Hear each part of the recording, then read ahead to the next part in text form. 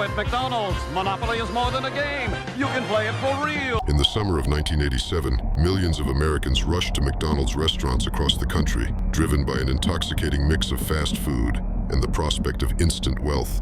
The game Monopoly has come to life at McDonald's. Win a McDLT, Coca-Cola, or $1 million. The McDonald's Monopoly game had become a cultural phenomenon, promising life-changing prizes, including the tantalizing grand prize of $1 million in cash. Parents justified extra visits as family treats, while solo diners convinced themselves that the chance of winning offset the extra calories. After all, someone had to win those big prizes, right? Wrong. Dead wrong. What these eager participants couldn't know, was that they were all unwitting players in one of the most audacious corporate fraud schemes in American history. At the center of this elaborate deception stood a seemingly unremarkable man named Jerry Jacobson, whose journey from small-town Ohio to the heights of corporate security would ultimately lead to one of the most fascinating criminal enterprises ever conceived. If you're intrigued by tales of corporate scandal and American deception, make sure to subscribe for more deep dives into history's most compelling frauds. A simple like on this video helps unlock more stories of greed, power, and the dark side of the American dream. Chapter 1. The Making of a Mastermind. Born in 1943, young Jerry Jacobson grew up with the typical American boy's dreams of adventure and heroism. Like many kids of his era, he imagined himself in uniform, serving his country with distinction. But life had other plans for Jerry. A severe foot condition ended his military dreams early, forcing him to change direction. Still determined to live a life of significance, he found his calling in law enforcement, joining the Florida Police Department in 1976. But fate wasn't finished dealing Jerry setbacks. In what seemed like a cruel cosmic joke, a series of medical misfortunes, first a broken wrist, then a devastating neurological condition resulting in partial paralysis, forced him off the force. His career in law enforcement, barely begun, was over. It was the kind of setback that could break a weaker man. Fortunately, Jerry had married well. His wife, seeing him struggle with the loss of his dream, suggested a fresh start in Atlanta, Georgia. It was 1981, and the bustling southern city offered new opportunities, including her own prospect with a law firm. Through her connections, Jerry landed a position with the Dittler Brothers, a security-sensitive printing company specializing in lottery tickets and promotional games. It seemed like the perfect second chance. The irony of what would follow couldn't have been scripted better by Hollywood. An ex-cop, hired to prevent fraud, would eventually orchestrate one of the most extensive fraud schemes in corporate promotional history. But in 1981, Jerry Jacobson was just grateful for the opportunity. Despite his personal life taking another hit with his divorce in 1983, professionally, he was thriving. At Dittler Brothers, Jerry found something he'd never experienced in law enforcement: respect and authority. His military precise attention to detail and law enforcement background made him stand out in the corporate security world. Unlike the police force, where he'd been just another rookie, here he was the expert, the trusted professional. His rise through the ranks was meteoric, culminating in his appointment as head of security for the production line, just as the company landed its biggest contract ever, McDonald's Monopoly. The game that would eventually become his ticket to millions started innocently enough. McDonald's had conceived the promotion as a way to drive customer loyalty and increase sales, combining America's love for fast food with the thrill of gambling and the nostalgia of the classic Monopoly board game. What they couldn't have known was that they had just handed the keys to their promotional kingdom to a man who would transform their marketing masterpiece into his personal ATM. Chapter 2. The Gatekeeper. For Jerry Jacobson, the opportunity at Dittler Brothers wasn't just a job. It was a fortress of temptation disguised as a printing facility. The numbers alone were staggering: 500 million game pieces churning through industrial presses 24/7 for 3 months straight. The vast majority were inconsequential. The better luck next time pieces that millions of McDonald's customers would peel off their Big Mac boxes and French fry containers with disappointed sighs. But mixed in with these worthless pieces were the golden tickets, the life-changing instant wins that could transform a regular McDonald's customer into an overnight millionaire. The security measures Jerry implemented were almost comically intense. He shadowed minimum wage print workers to the bathroom, scrutinized their shoe soles before they left the warehouse, and maintained a hawk-like vigilance that bordered on obsession. "If I could have Cavity search them, I would have," he later admitted to investigators. When the high-value game pieces were being printed, Jerry personally supervised the process, treating each ticket like a nuclear launch code. The procedure was meticulous. Each winning ticket was carefully placed in an envelope, sealed with tamper-proof technology, and escorted by Jerry and another security officer to a specialized vault.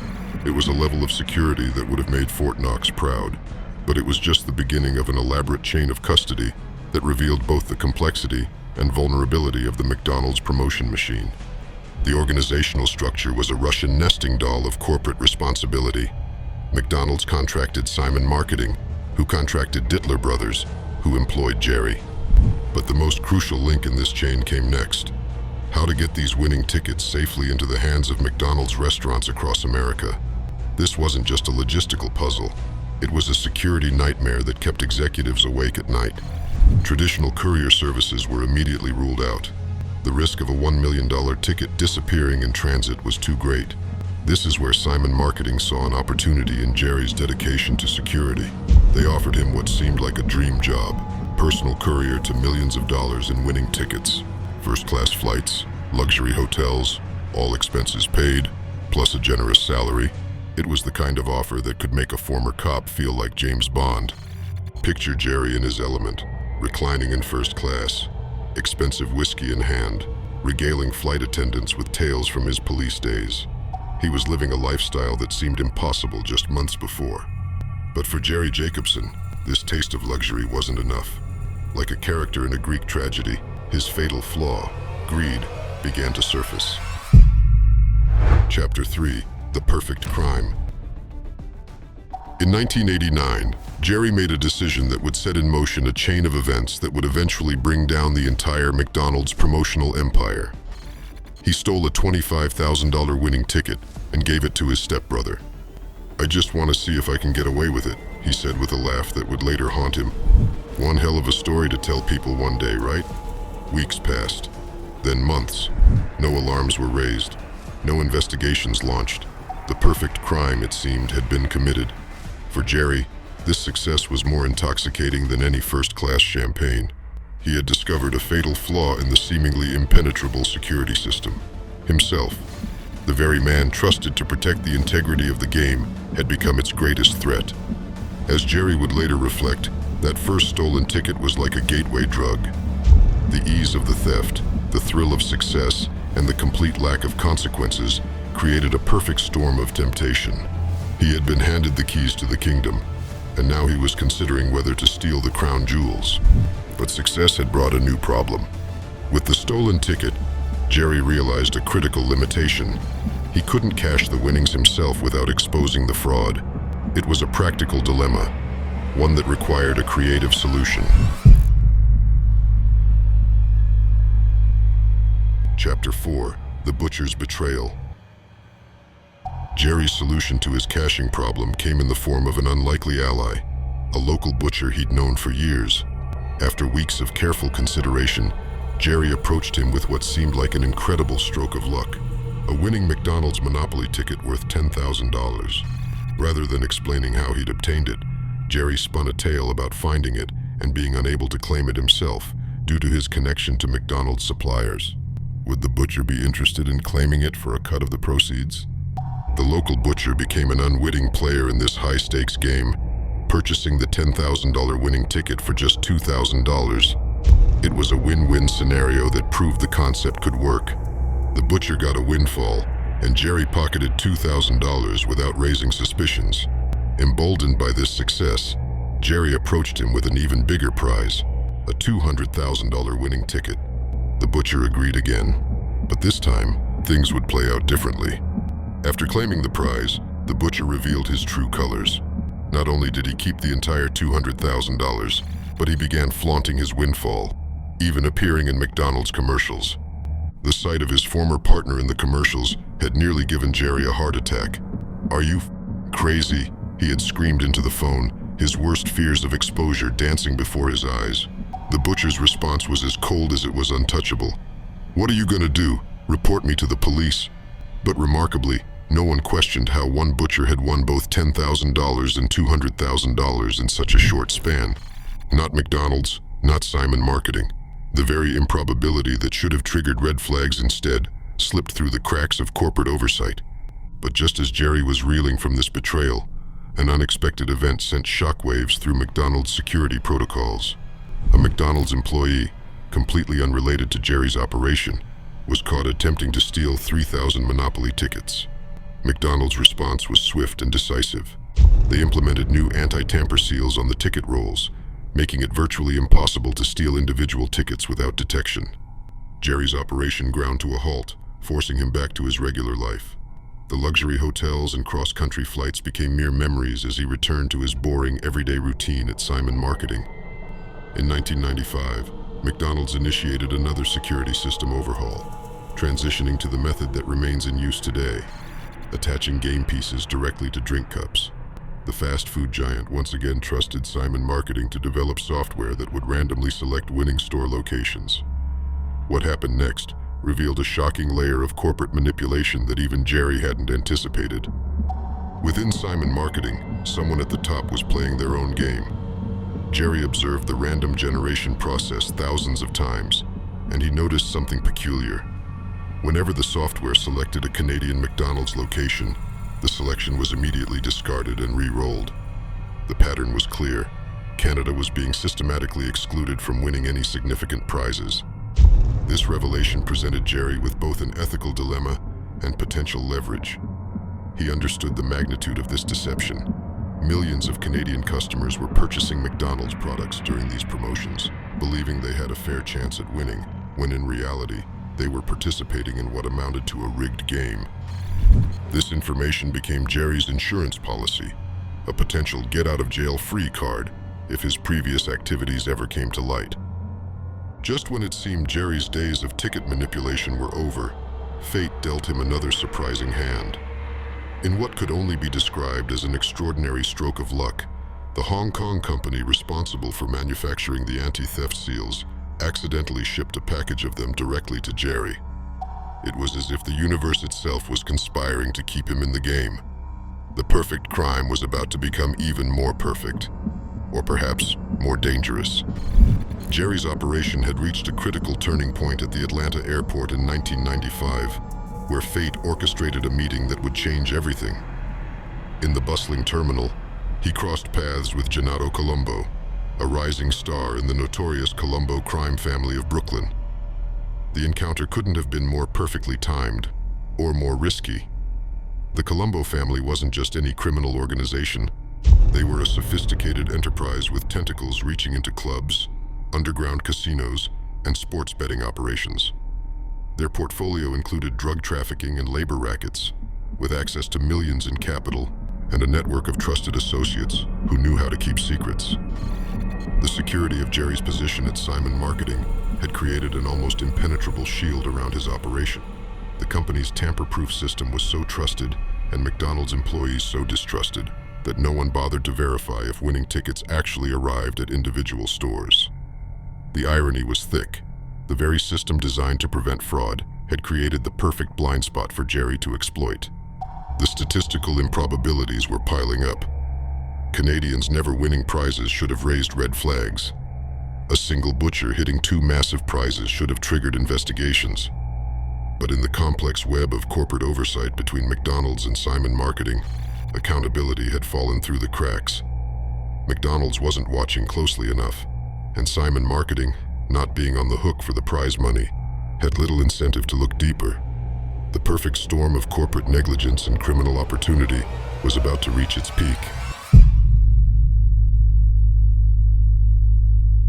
Chapter 5: The Mob Connection. When Jerry met Gennaro at the Atlanta airport in November 1995, everything changed. To show he was for real, Jerry gave Gennaro a Dodge Viper winning ticket. It made Jerry nervous, but what happened next was even worse. Just like the butcher, Gennaro went and did a McDonald's commercial with the car, not caring who saw. Jerry knew better than to confront a made man, so he kept quiet, even though it scared him. Gennaro was like a walking, talking mob movie character. He always wore fancy double-breasted suits and cursed a lot, waving his hands around. "I want them to see me taking their money," he would yell. "I want them to know it was me who screwed them over." He was as prideful as he was predictable, and that made him dangerous. When Jerry met Gennaro's wife, Robin, she was like someone straight out of a TV show about the mob. She stepped out of a limo with two big bodyguards holding her Rottweilers. Robin liked Jerry right away, calling him Uncle Jerry, like they were family. Robin didn't waste any time. She asked for a $1 million ticket and only gave Jerry $50,000 for it, way less than it was worth. The ticket went to her dad, William Fisher. Before that was even done, she was getting another one for her brother-in-law. Soon Jerry was meeting all sorts of family friends who wanted a piece of the McDonald's money. Over the next year, the scheme got much bigger, and the Colombos used the money to pay for more crimes. Meanwhile, Simon Marketing was looking really good. Other big companies wanted them to run contests too. Mars Candy asked them to do a promotion where you could win $1 million by finding a gray M&M. They had no idea they had just asked the same guy who was ripping off McDonald's. The gray M&M story took a funny turn when it almost got eaten. One night, Robin got the munchies and almost ate the $1 million candy, but Uncle Jerry stopped her just in time. They quickly gave the M&M to one of Gennaro's friends and got back to business. The McDonald's scam kept going, with 3 more tickets, including another $1 million winner, going to Jerry's stepbrother. But unlike everyone else, the stepbrother didn't want the stolen money. He gave the winning stuff to charity, just saying he didn't need it. Chapter 6: Expanding the Empire. By 1998, Jerry Jacobson had completed a transformation that would have impressed even the most seasoned con artists. The humble ex-cop from Florida had vanished, replaced by Geraldo Constantino, a sophisticated figure who moved through Atlanta's elite social circles with the ease of a natural-born aristocrat. His tailored Italian suits and growing collection of luxury cars painted the perfect picture of legitimate success, while his expanding real estate portfolio provided the necessary veneer of respectability. The criminal enterprise he'd built had evolved far beyond simple ticket theft. Jerry had developed an appreciation for the finer things in life, joining exclusive classic car clubs that served a dual purpose, satisfying his newfound taste for luxury while providing yet another venue for his expanding network of ticket recipients. These clubs became the perfect hunting ground for potential winners, wealthy enough to seem plausible as legitimate winners, sophisticated enough to keep their mouths shut. Jerry's biggest danger wasn't his scam, it was his love life. In a twist straight out of a movie, he started secretly seeing Robin Colombo, the wife of the mobster he was working with, Gennaro. This relationship made Jerry feel good, but it was also his most dangerous move. Robin hated her marriage and saw Jerry as a way out of the mob world she was stuck in. Fate intervened on May 7, 1998, in the form of a devastating highway accident. While Robin and her young son escaped with minor injuries, Gennaro was critically wounded. After 2 weeks of uncertainty, the decision was made to remove life support, marking not just the end of a life, but the beginning of a dangerous new chapter in Jerry's criminal career. The death of Gennaro created a power vacuum that threatened to collapse Jerry's entire operation. The delicate balance of trust, distribution, and silence that had made the scheme so successful now hung by a thread. With his primary mob connection gone, Jerry needed to pivot quickly. Enter Don Hart, a new associate who demanded proof of Jerry's trustworthiness. In a bold move that demonstrated both his confidence and desperation, Jerry fronted $200,000 of his own money to secure Hart's trust and access to a new network of associates. One of these new connections was Andrew Glom, a figure whose criminal resume read like a cautionary tale. A convicted cocaine trafficker who had attempted to evade justice through a 16-month European vacation, only to be arrested upon his return to U.S. soil, Glom represented a significant step down in terms of criminal sophistication. But beggars couldn't be choosers, and Jerry rewarded Glom's participation with a $1 million winning ticket, a decision that would later come back to haunt him. The house of cards Jerry had built was about to collapse, and ironically, It would be the very family that helped him expand his empire that would trigger its downfall. The Colombo crime family, bitter about Robin's attempts to distance herself following Gennaro's death, decided to exact their revenge in the most devastating way possible by exposing Uncle Jerry's decade-long scheme. Chapter 7, Operation Final Answer. When Special Agent Richard Dent received the anonymous tip about the McDonald's Monopoly game, he knew he had stumbled onto something big. But even he couldn't have imagined the scope of what lay ahead. His first move was masterful in its simplicity. He reached out to McDonald's corporate office and found an unlikely ally in Amy Murray, a marketing executive who would become known by the code name McQueen. The investigation began with a seemingly innocent observation. Two major prize winners, William Fisher and Gloria Brown, had both relocated to Jacksonville, Florida. In the vast landscape of American sweepstakes winners, this coincidence struck Murray as odd enough to warrant deeper scrutiny. This single thread, when pulled, would begin to unravel Jerry's entire operation. Operation Final Answer, as the FBI dubbed it, grew into a massive undertaking involving 25 agents across multiple states. The investigation's scope was staggering. Over 20,000 phone numbers were tracked, each conversation potentially holding the key to exposing the fraud that had plagued America's favorite fast food promotion for over a decade. Yet even as the FBI built their case, Jerry remained active, perhaps even cocky. In what would prove to be one of his final plays, he approached Dwight Baker, an old friend struggling with mounting medical bills.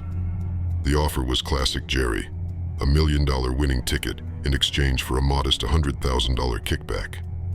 The ticket would be claimed by Baker's foster son, Chandler, in another state, a technique Jerry had refined to an art form. Chapter 9, The Final Act.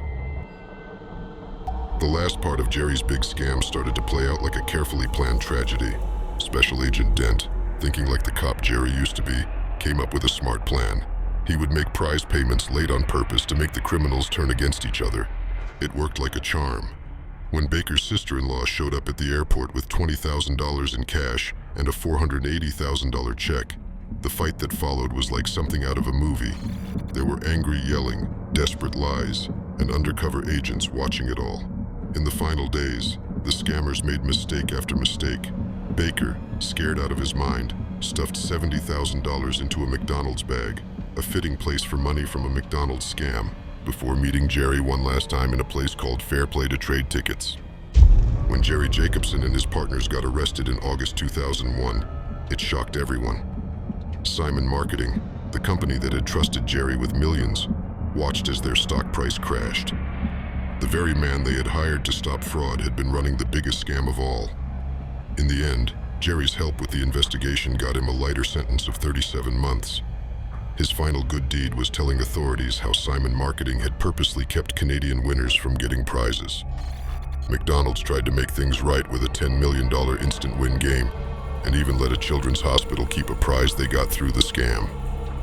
Jerry's scheme led to over 50 people being found guilty of fraud and conspiracy, and $24 million in stolen prizes. It's a warning about how one dishonest man could damage a big American company. Today, Jerry lives a quiet life in Georgia with his new wife, still paying back the $12.5 million he owes. It's a daily reminder of how his second chance at being a cop turned into one of the wildest scams in corporate history.